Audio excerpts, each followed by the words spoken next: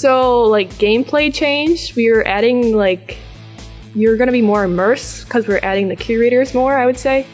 And we had the artifacts are now floating in space, so there's zero gravity, which adds to the space feel, and they loop off screen too. That's pretty cool. I was getting like hesitant on it when it got pointed out to me. You only have 1 month to implement everything to Z-Space, and no one has used it before. So I was like, emailed David. I was like, David, I have some concerns.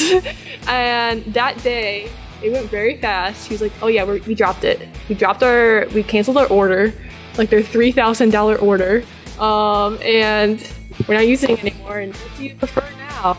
And I had to do like a whole team like discussion, what we're gonna use.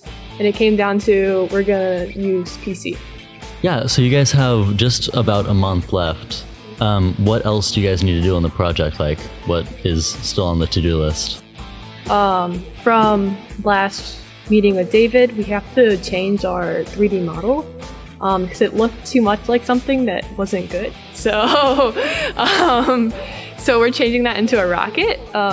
So we're doing that, and we have to add rotation to our artifacts because it adds to the gameplay. And other than that, like art is wrapping up. It's like we're almost the polishing state almost. I think after next Friday we will be. I think so. Mostly been going pretty smoothly as of late. The whole team right now I think is kind of like sort of gathering their energy to make one more final push before Fuse, and so we've all kind of I think lagged behind, a lot of us a little bit, but I think right now we're starting to kind of make up for that, and the art team is getting a new wave of tasks, and I think now that we're getting this new wave of tasks, we're going to be more on it, so that's good. I heard that you guys had a little bit of trouble with one of your 3D models. What happened there? So apparently, the alien blender design that I initially concepted as a sketch and then was 3D modeled was presented to our faculty, and they complained that it looks too much like a bong. So, and this was an unintended consequence of my design apparently, but we've decided now to avoid these implications. We're going to change it into just a full-on rocket instead of a rocket-like blender so that we can avoid it looking like some kind of bong, essentially. Hi, I'm Ainsley, and I am the UX lead for Astrofacts. It's really interesting to kind of get feedback and kind of talk to people about, what UI they think works and what doesn't, because I design for what I think a player needs, but then when we actually talk to players and we have people test it out, my whole ideas can change, and that is really influential. But for the most part, they are really enjoying it.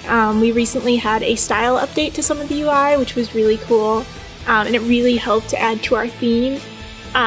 And I've been sitting down with some people and talking about, the importance of the UI, and people are still coming to me and being like, we need to make this part of the UI. I'm like, yeah, exactly right. We need to keep adding to the UI and making it something that people can interact with and make sure that's friendly. And it's still in the works, but I'm definitely really proud of where it is now. But I'm very excited to see what it will look like in the future. So we had around 30 players come in and test our game, and that is incredible. It's really important to get data from these players because we want to know what we can do to improve and kind of what we're already doing that's good. And the fact that we had so many people show up was very important. And then on my end, what I did is I took all the feedback we got from these players and I created a giant document, and I was like, this is some common feedback we got, and this is what I think needs to be changed. It was just a really great opportunity just to talk to all these people and to really engage with them about what they think of Astrofacts and where we can go with Astrofacts.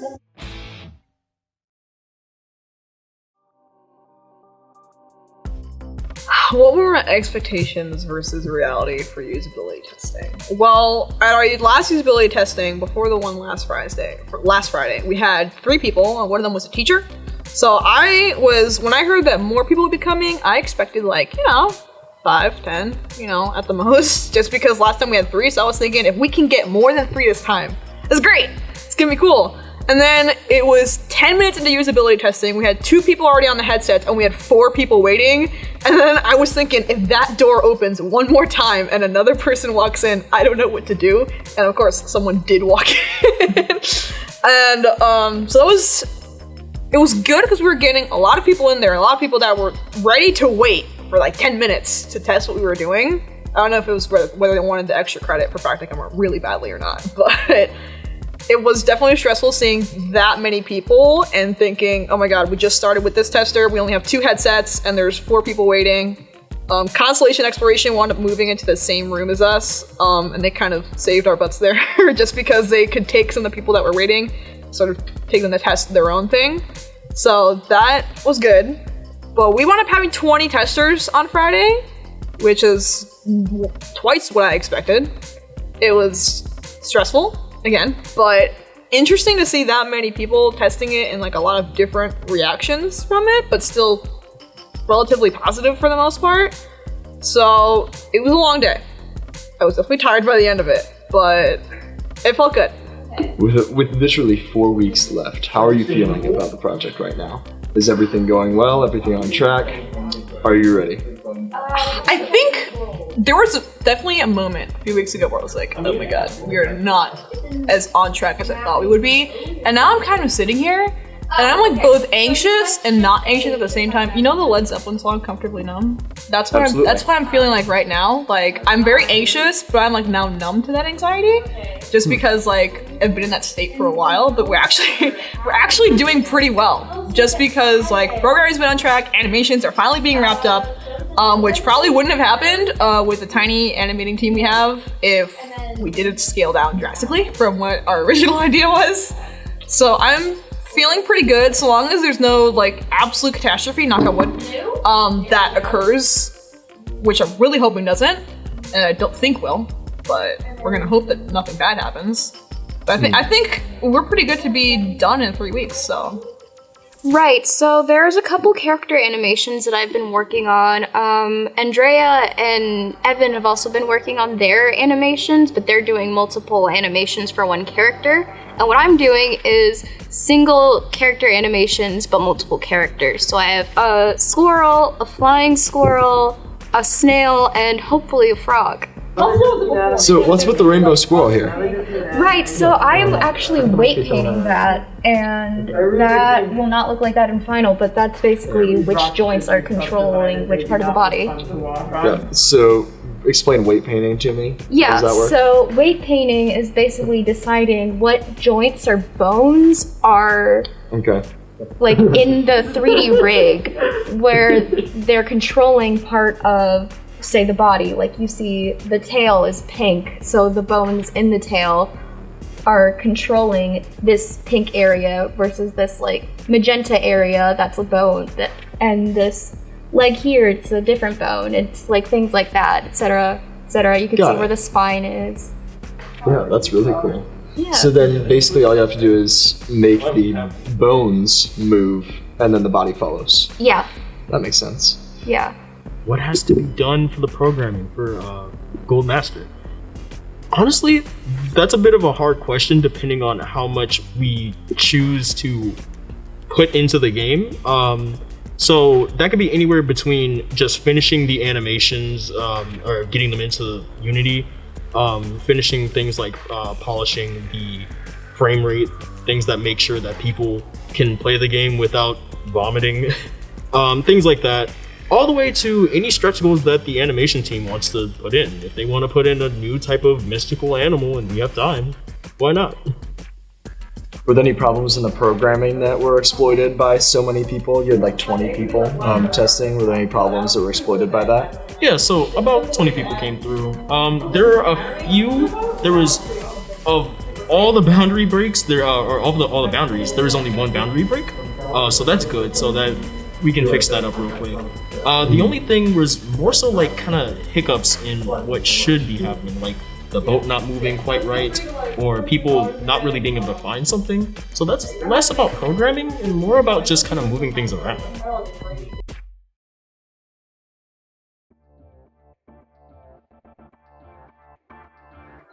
Honestly, we got a lot of positive feedback, so I feel very good about how user testing went today. People definitely seem to really enjoy it.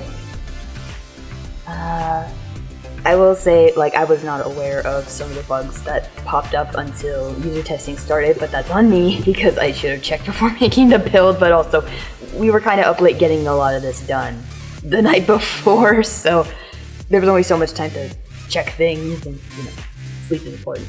Yeah, even with those bugs, I'd say it went well. Everyone seemed to really like the game, and now we know definitely what to work on, with like what to improve, what they liked, what they didn't like. So we're gonna use that to start generating some ideas for how to, further improve, iterate on what we have, make it better. So Jessica, how was all of the user testing today? It was a big user test. So how is all the feedback? How are you feeling about things right now? Feedback has been generally positive. People have had a lot of fun making their monster and getting to watch them fight. We finally have animations working, so each monster has their own attack.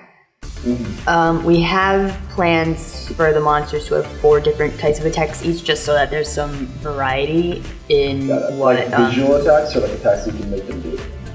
Visual attacks. The players themselves don't control what attacks their monsters do. It's really just gonna be random.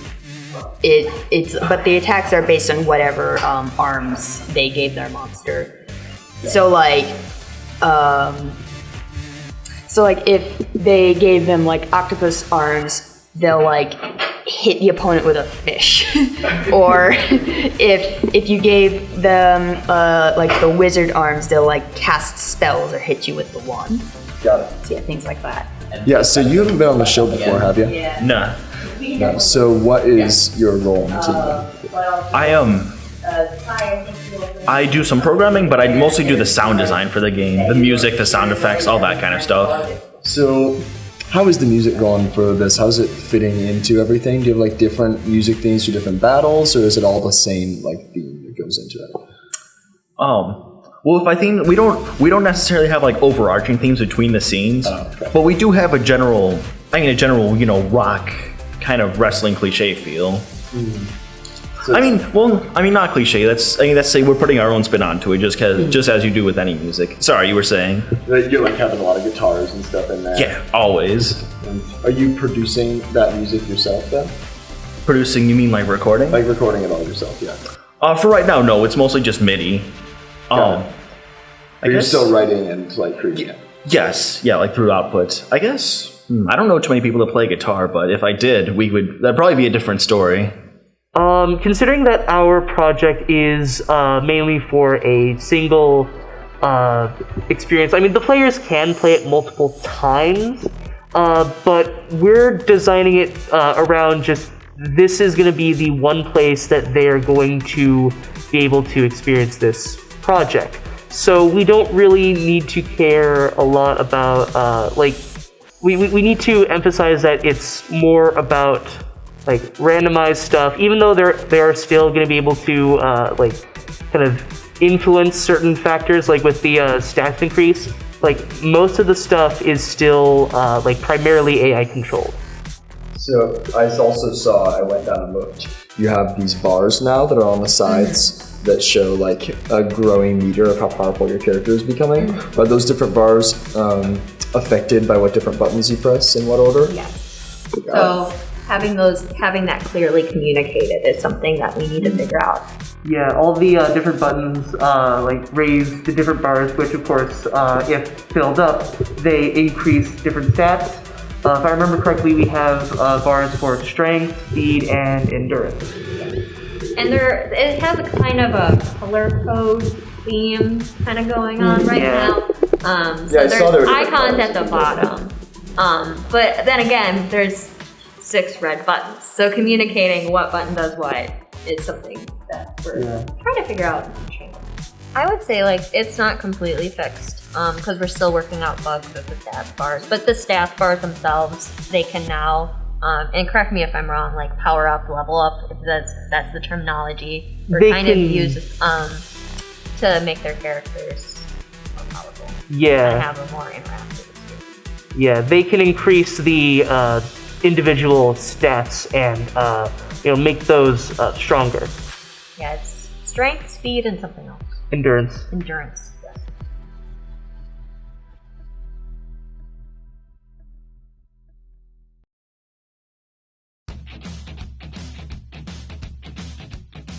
So we probably got around 24 of those people at our actual test. we learned that the UI didn't look as finalized as we thought as we were kind of intending it to. We were kind of going with like a simple look, but we wanted to more kind of like Jeremy said earlier, we wanted to look more polished. We also learned, we got a bunch of UI feedback because that's what people see the most. That's what people figure out. We need more customization right now. We know that. We just need to actually put our models into Unity now. That's the one thing we really need to work on as our main priority, is making sure that the plans can actually be generated. So, you guys did playtesting yesterday. How was it? How'd it go? How did it go? Well, we had more users than normal, than the week before spring break. People still even though it's still a very rough product, people did what they were it was fun for them. A couple of our words that people used to describe it were give me 1 second.